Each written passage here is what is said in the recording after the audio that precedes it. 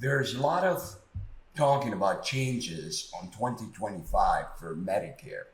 And one of the biggest changes that you're going to find is the Medicare Advantage plans are canceling in a lot of markets.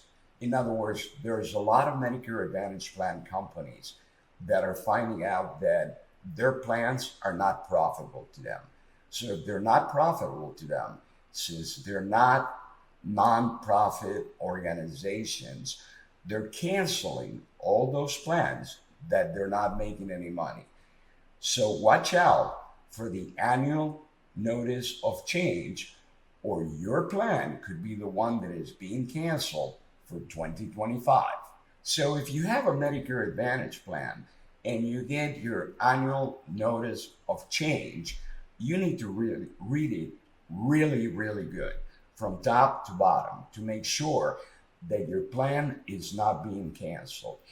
If your plan is being canceled, you have two options. Option number one, get another Medicare Advantage plan. Hopefully, there will be a good one in your area and you can switch to that plan. And option number two, if you never want to deal with this type of issues where they're canceling your plans, go ahead and move into a Medicare supplement plan. If you get a Medicare supplement plan, it doesn't matter whether it's a plan N or a plan G or a plan F, those plans never change. So you can go year to year, every year, and you will never experience a change in the plan. You will also not have any networks at all, which means you can go to any doctor you want, any hospital you want, and you will be welcome to go there. Additionally, on a Medicare supplement plan, you do not have to get a pre-authorization to get any diagnostic procedures that are Medicare approved or any surgeries that are Medicare approved.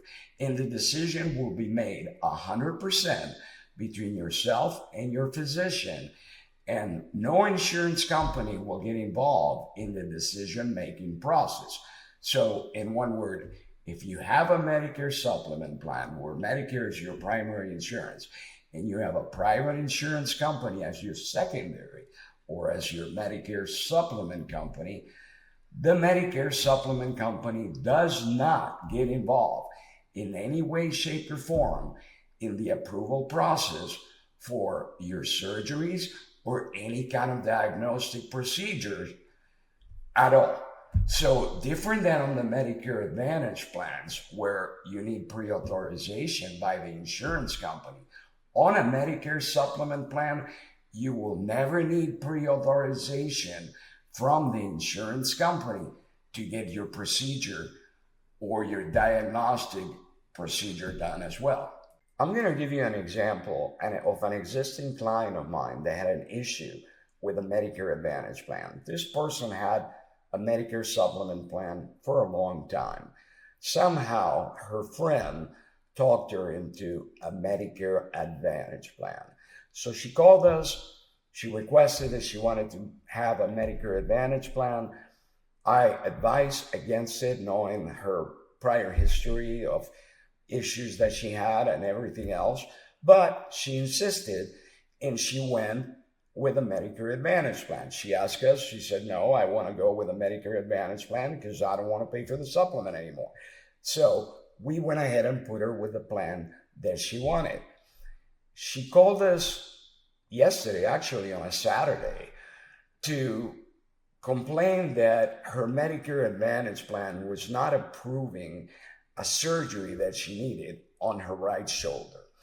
About a year ago, the same person had a surgery on the left shoulder that she had to request also a pre-authorization through her doctor, or actually her doctor had to request the pre-authorization for the insurance company, which they immediately denied, the first thing that they did.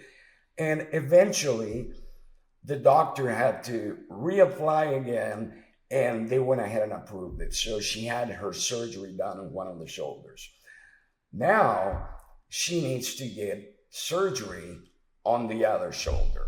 Her doctor went ahead and applied for the pre-authorization, and she was denied.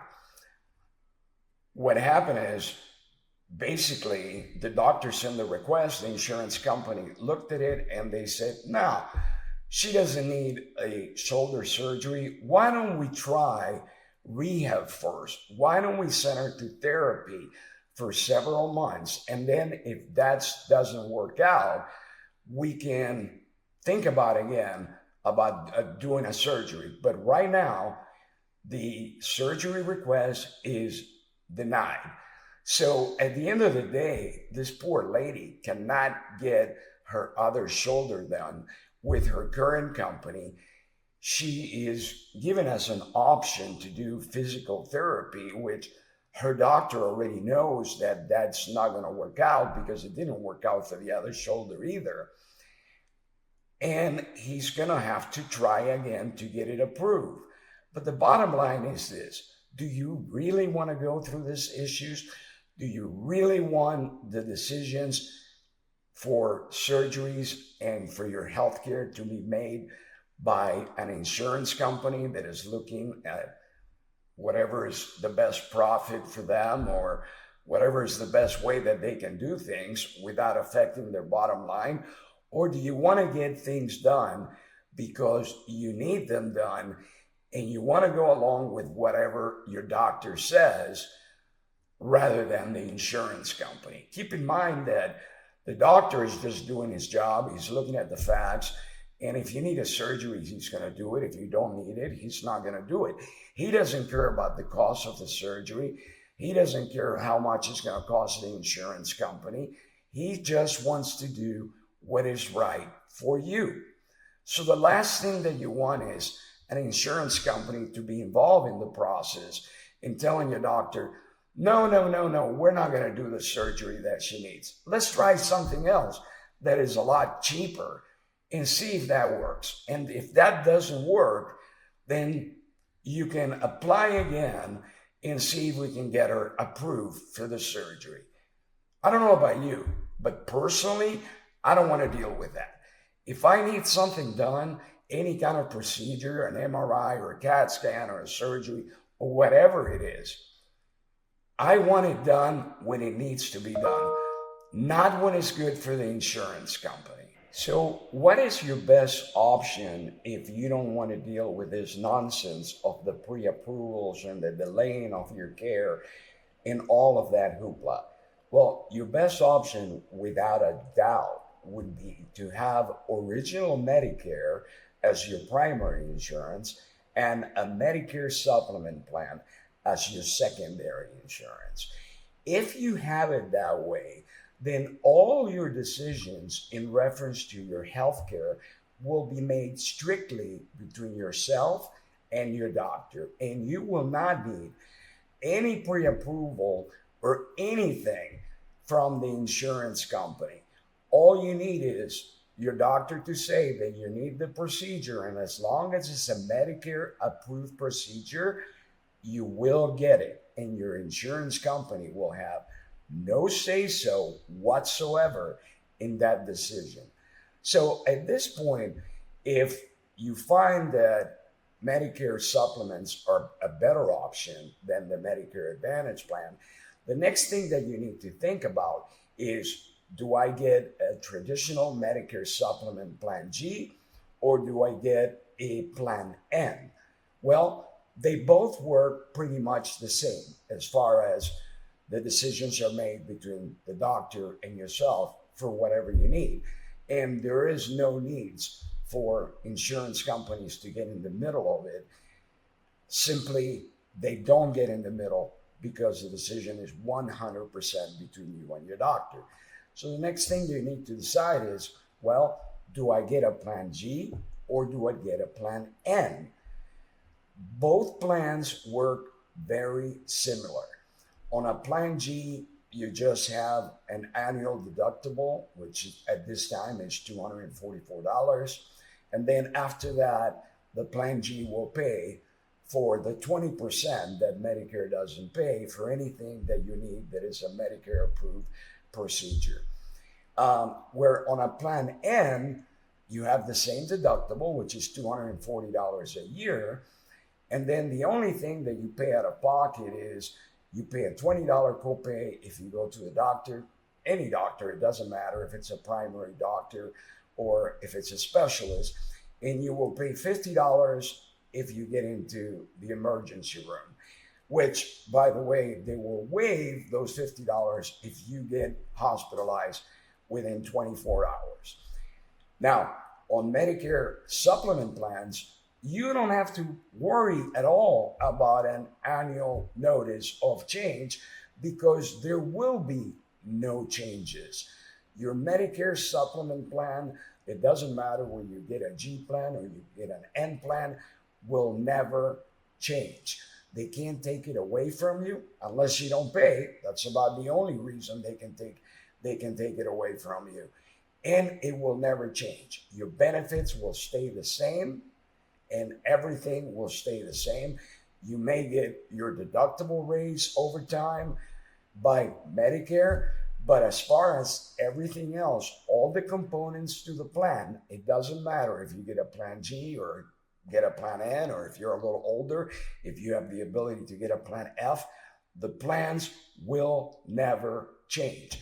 Are you going to get rate increases? Yes, of course. With all insurance companies, there are rate increases, but the plan will never change. So if you want the stability of a plan that will always stay the same, and you don't want to get an insurance company in the middle of making your healthcare decisions that are important to you, then my suggestion is that we focus, or that you focus, on getting a Medicare Supplement Plan G or a Medicare Supplement Plan N. Now, one of the big questions is, what Medicare Supplement Plan company do I pick? Which one is the best? Which one is the one that will give me the best coverage? Well, it's a simple answer, but not so simple.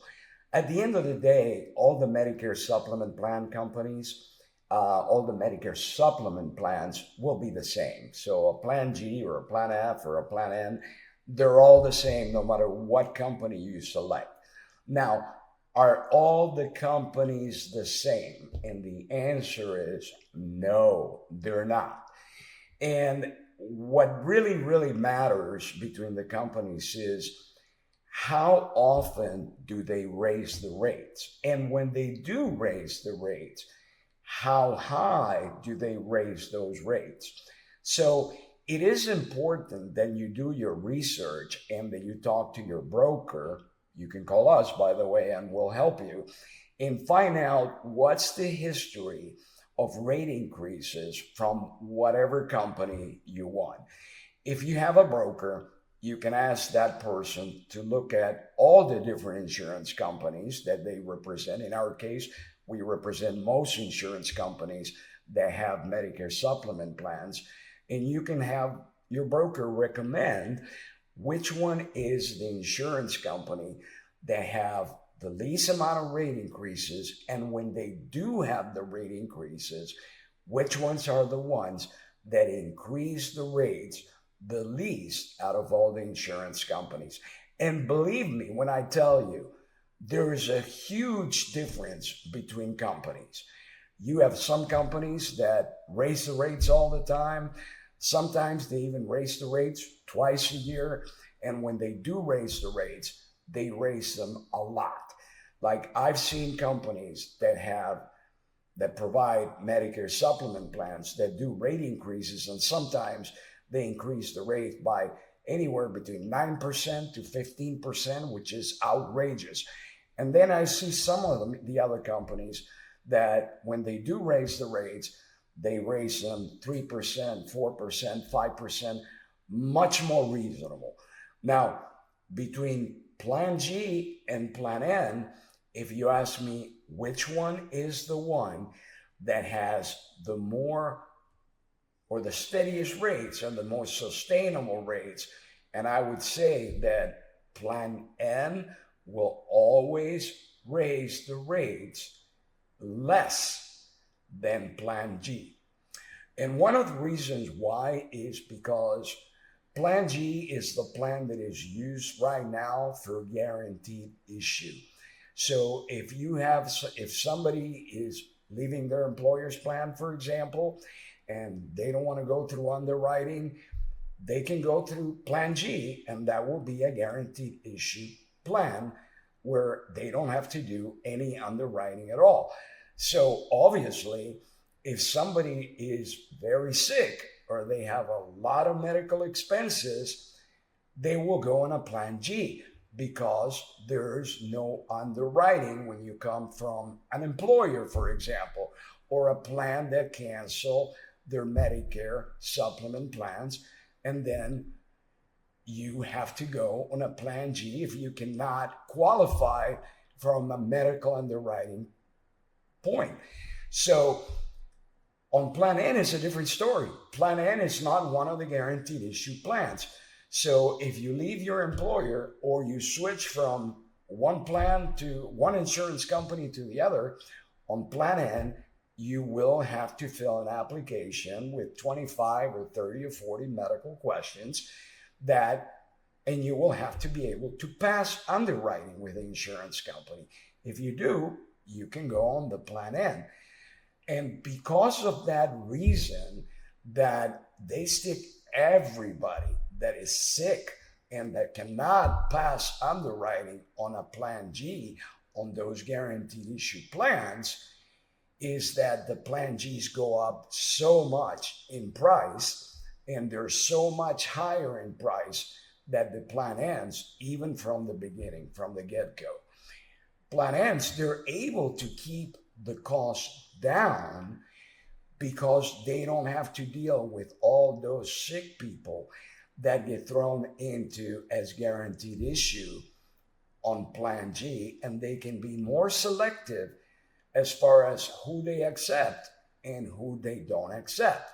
As a result, you're going to find out that on the Plan Ns, you will have much lower costs on the plan, so your monthly premium would be much lower, and the rate increases in the future, which is something that you need to be very aware of, are going to be much smaller on a Plan N than on a Plan G. So look for that. If you qualify, if you think you can qualify medically, if you don't have any serious illness, my suggestion is that you take a serious look at Plan N, because it's going to save you a lot of money over time compared to Plan G.